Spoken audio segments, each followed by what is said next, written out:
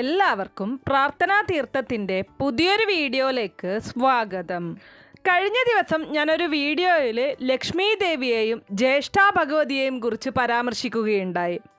അപ്പോൾ അതിന് താഴെ ഒരുപാട് ആൾക്കാർ കമൻറ്റ് ചെയ്തിട്ടുണ്ടായിരുന്നു, ഈ ലക്ഷ്മി ദേവിയെയും ജ്യേഷ്ഠാ ഭഗവതിയെയും കുറിച്ചൊന്ന് പറയാമോ എന്നത്. ഒരുപാട് ആൾക്കാർക്ക് അറിയാവുന്ന കാര്യമാണ്, എന്നാലും അത് ചോദിച്ചതുകൊണ്ട് ഞാൻ ഈ ഒരു വീഡിയോയിൽ അത് വ്യക്തമാക്കാമെന്ന് വിചാരിക്കുന്നു. അപ്പോൾ നിങ്ങൾ പുതിയതായിട്ടാണ് എൻ്റെ ചാനൽ കാണുന്നതെന്നുണ്ടെങ്കിൽ ദയവേത് ചാനലൊന്ന് സബ്സ്ക്രൈബ് ചെയ്യുക.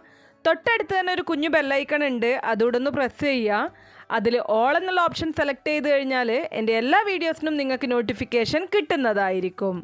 പണ്ടൊക്കെ ത്രിസന്ധ്യാസമയം മതിലിന് വെളിയിൽ ജ്യേഷ്ഠയ്ക്ക് പുക കാണിക്കുക എന്ന ഒരു രീതി ഉണ്ടായിരുന്നു. അതിനുശേഷമാണ് വീട്ടിൽ നിലവിളക്ക് തെളിയിക്കുക. അതായത് വീടും പരിസരവും തൂത്തുവാരി വൃത്തിയാക്കി ചപ്പുചവറുകൾ വെളിയിൽ കൊണ്ടുപോയി കത്തിച്ച് കളയുകയാണ് ചെയ്യുന്നത്. ശേഷം ജലം തളിച്ച് പരിസരം ശുദ്ധമാക്കി പൂമുഖത്ത് നിലവിളക്ക് കൊളുത്തുകയും സന്ധ്യാനാമം ജപിക്കുകയും ചെയ്യും.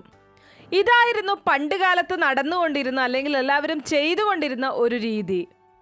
പുക കണ്ട് തൃപ്തിപ്പെട്ട് ജ്യേഷ്ഠ വെളിയിൽ നിൽക്കുകയും വൃത്തിയും നിലവിളക്കും നാമജപവും ഇഷ്ടപ്പെട്ട് ലക്ഷ്മി ദേവി ഗൃഹത്തിൽ പ്രവേശിക്കുകയും ചെയ്യുന്നു. ഇതാണ് അതിൻ്റെ പുറത്തുള്ള വിശ്വാസം. രണ്ടുപേരും ഒരേ ഭഗവതിയുടെ ഭാവങ്ങൾ തന്നെയാണ്. ഒരാൾ ഐശ്വര്യത്തിൻ്റെ ദേവതയും മറ്റേയാൾ ദാരിദ്ര്യത്തിൻ്റെയും കഷ്ടപ്പാടുകളുടെയും ദേവതയും.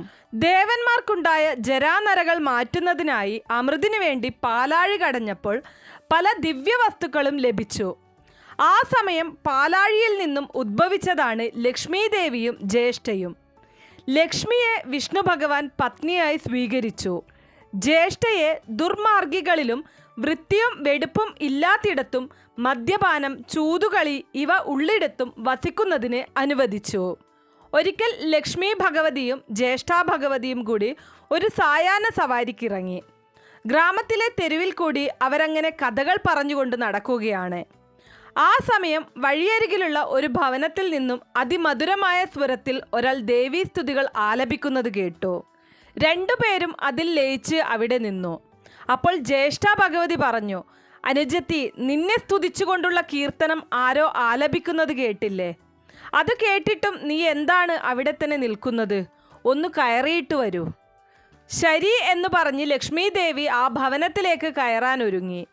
എന്നാൽ നടവാതിൽക്കലെത്തിയ ദേവി അവിടെ തന്നെ വിഷമിച്ച് നിന്നു. കാരണം ആ ഭവനം വളരെ വൃത്തിഹീനമായിരുന്നു. നായ്ക്കളുടെയും പൂച്ചകളുടെയും മറ്റും വിസർജ്യ വസ്തുക്കൾ അവിടവിടെ വീണു കിടന്നിരുന്നു. കോഴികൾ അതെല്ലാം ചികഞ്ഞു നടക്കുന്നു. കുളിക്കാതെയും വൃത്തിയില്ലാതെയും അല്പവസ്ത്രധാരികളായ 2-3 കുട്ടികൾ ഇവയുടെ ഇടയിൽ കൂടി തമ്മിൽ തല്ലി നടക്കുന്നു.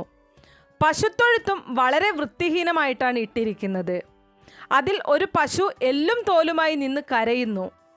വീട്ടിലെ ഗൃഹനാഥയാകട്ടെ തലയ്ക്ക് കയ്യും കൊടുത്ത് പാടുന്ന ആളിനെ ശകാരിച്ചു കൊണ്ടിരിക്കുന്നു. ഈയൊരവസ്ഥയിൽ ലക്ഷ്മി ദേവിക്ക് അങ്ങോട്ട് നോക്കുന്നതിന് പോലും സാധിച്ചില്ല. ലക്ഷ്മി ദേവി ജ്യേഷ്ഠയോട് പറഞ്ഞു, ദേവി, ഇത് എനിക്കിരിക്കാൻ പറ്റിയ ഇടമല്ല, അവിടത്തേക്ക് പറ്റിയ സ്ഥലമാണ്. അതെയോ എന്ന് ചോദിച്ച് സന്തോഷത്തോടു കൂടി ജ്യേഷ്ഠ ആ വീടിനുള്ളിലേക്ക് കാലെടുത്ത് വെച്ചതും അവരുടെ ഏക വരുമാന മാർഗമായിരുന്ന പശു നിലത്ത് വീണ് ചത്തു. തുടർന്ന് അവിടെ കൂട്ടക്കരച്ചിലും ബഹളവുമാണ് കേട്ടത്. രണ്ടുപേരും വീണ്ടും മുന്നോട്ടു തന്നെ നടന്നു. കുറച്ചു ദൂരം ചെന്നപ്പോൾ മറ്റൊരു വീട്ടിൽ നിന്നും ഒരു പശുവിൻ്റെ ദീനമായ കരച്ചിൽ കേട്ടു. അതെന്താണെന്ന് അറിയുന്നതിനായിട്ട് രണ്ടുപേരും അവിടെ തന്നെ നിന്നു. പതിവ് പോലെ ആദ്യം ലക്ഷ്മി ദേവിയാണ് അകത്തേക്ക് കയറിയത്. അവിടെ കണ്ട കാഴ്ചകൾ ദേവിയെ സന്തോഷഭരിതയാക്കി. വീടും പരിസരവും തൂത്ത് ചാണകം തളിച്ച് ശുദ്ധമാക്കിയിട്ടിരിക്കുന്നു. പൂമുഖത്ത് നിലവിളക്ക് കത്തിച്ചു വച്ചിരിക്കുന്നു.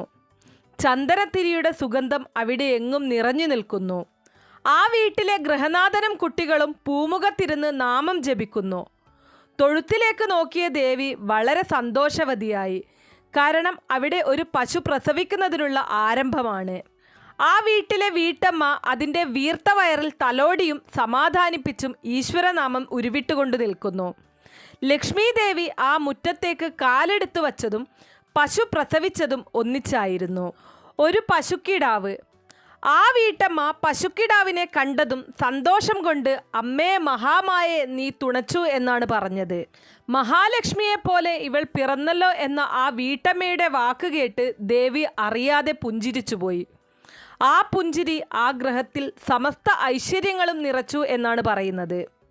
ലക്ഷ്മി ദേവി തിരികെ ഇറങ്ങി കാത്തുനിന്ന ജ്യേഷ്ഠയോട് പറഞ്ഞു, വരൂ ജ്യേഷ്ഠത്തി, അങ്ങോട്ടേക്ക് നോക്കുകയേ വേണ്ട, നമുക്ക് യാത്ര തുടരാം. അങ്ങനെ അവർ മുമ്പോട്ടേക്ക് നടന്നു. അപ്പോൾ ലക്ഷ്മി ദേവിയുടെയും ജ്യേഷ്ഠാ ഭഗവതിയുടെയും ഒരു കഥയാണിത്. ഇതിൽ നിന്ന് നമുക്ക് മനസ്സിലാക്കാൻ ഒരുപാട് കാര്യങ്ങളുണ്ട്. പലരും പറയാറുണ്ട്, ഞാൻ നിത്യവും നിലവിളക്ക് തെളിയിക്കുന്നു, നാമജപങ്ങൾ നടത്തുന്നു, എന്നിട്ടും എന്തുകൊണ്ട് എനിക്കതിൻ്റെ ഒരു ഫലം ലഭിക്കുന്നില്ല എന്നുള്ളത്. അപ്പോൾ ഈ ഒരു കാര്യം നിങ്ങൾ തീർച്ചയായിട്ടും ചിന്തിക്കേണ്ടിയിരിക്കുന്നു. ഞാൻ മുന്നേയുള്ള വീഡിയോയിൽ പറഞ്ഞിട്ടുണ്ട്, വീട്ടിൽ എല്ലാവരും എല്ലാ കാര്യങ്ങളും ചെയ്തിട്ടും ഒരാളെങ്കിലും അതിലൊന്നും പെടാതെ ഈ സന്ധ്യാനേരത്ത് കിടന്നുറങ്ങുന്നു. നമ്മളെല്ലാം ചെയ്യുന്നുണ്ട്, നമുക്ക് നല്ലത് വരട്ടെ അയാൾക്ക് ദോഷം വരട്ടെ എന്ന് പറഞ്ഞു കഴിഞ്ഞാൽ നടക്കില്ല. വീട്ടിലുള്ള എല്ലാവരും ചേരുന്നതാണ് ഒരു കുടുംബം എന്ന് പറയുന്നത്. ആ കുടുംബത്തിൻ്റെ ഐശ്വര്യമാണ് വർദ്ധിപ്പിക്കേണ്ടത്. വീട്ടിലുള്ള എല്ലാവരും എല്ലാ കാര്യങ്ങളും ചെയ്യുന്നു, ഭക്തി പുരസ്സരം കാര്യങ്ങൾ നടത്തുന്നു, ഭഗവതിയുടെ ദേവിയുടെ അനുഗ്രഹത്തിനായിട്ട് എല്ലാം തന്നെ ചെയ്യുന്നു, പ്രാർത്ഥിക്കുന്നു. പക്ഷേ ആ ഒരാൾ മാത്രം ചെയ്യുന്ന തെറ്റിൻ്റെ ഫലം അനുഭവിക്കേണ്ടി വരുന്നത് ആ വീട്ടിലുള്ള എല്ലാവരുമാണ്. കാരണം ലക്ഷ്മി ദേവി ആ വീട്ടിലേക്ക് വരില്ല. ഓരോ ഗ്രഹത്തിൻ്റെയും ഐശ്വര്യം അതിൽ താമസിക്കുന്നവരുടെ കൈകളിൽ തന്നെയാണ്. വീടും പരിസരവും വൃത്തിയായിട്ട് സൂക്ഷിക്കാനും ഉപയോഗശൂന്യമായിട്ടുള്ള വസ്തുക്കൾ സ്ഥിരമായി മുറികൾക്കുള്ളിൽ സൂക്ഷിക്കാതിരിക്കാനും പ്രത്യേകം ശ്രദ്ധിക്കണം. കുട്ടികളെ കൃത്യമായിട്ട് ദിനചര്യകൾ പാലിക്കുന്നതിന് പരിശീലിപ്പിക്കുക. ദൈവവിശ്വാസം, സ്നേഹം ഇവ കുട്ടികളിൽ ദൃഢമാക്കുക. വീട്ടിൽ ഒരു കാരണവശാലും മാതാപിതാക്കൾ തമ്മിൽ കലഹിക്കാൻ പാടില്ല. അങ്ങനെ കലഹിക്കുന്നത് പൂർണ്ണമായിട്ടും ഒഴിവാക്കണം. വിശിഷ്യ കുട്ടികളുടെ സാന്നിധ്യത്തിൽ ഇങ്ങനെ ചെയ്യുന്നത് കുട്ടികളിലും ഇങ്ങനെയുള്ള മനോഭാവം വളരുന്നതിന് കാരണമാകും. ഒരു പൂജാമുറി നമ്മുടെ എല്ലാവരുടെയും വീടുകളിൽ സൗകര്യപ്പെടുത്താം. ചെറുത് മതി, വൃത്തിയായിട്ട് സൂക്ഷിക്കുക. 2 സന്ധ്യകളിലും ഇഷ്ടദൈവത്തിൻ്റെ ചിത്രം വച്ച് നിലവിളക്ക് കൊളുത്തുക. ഇനി പൂജാമുറിക്കുള്ള സൗകര്യം ഇല്ല എന്നുണ്ടെങ്കിൽ നിങ്ങൾക്ക് ഉമ്മറത്ത് തന്നെ നിലവിളക്ക് കൊളുത്താവുന്നതാണ്.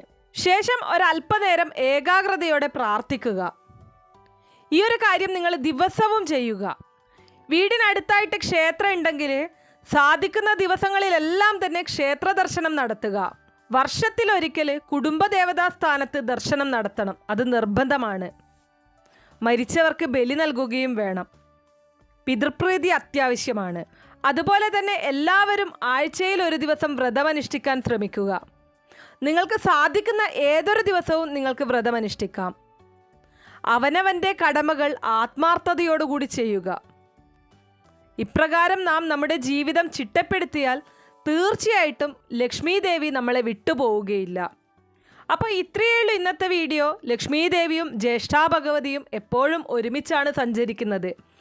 ആരെ സ്വീകരിക്കണമെന്ന് തീരുമാനിക്കുന്നത് നാമാണ്, നമ്മുടെ ചിന്തകളും പ്രവൃത്തികളുമാണ്. ആ ഒരു കാര്യം എല്ലാവരും ഒന്ന് മനസ്സിലാക്കുക. നിങ്ങളുടെ അഭിപ്രായങ്ങളും നിർദ്ദേശങ്ങളും ഒക്കെയും കമൻറ്റ് ബോക്സ് വഴി ഇൻഫോം ചെയ്യാവുന്നതാണ്. നന്ദി.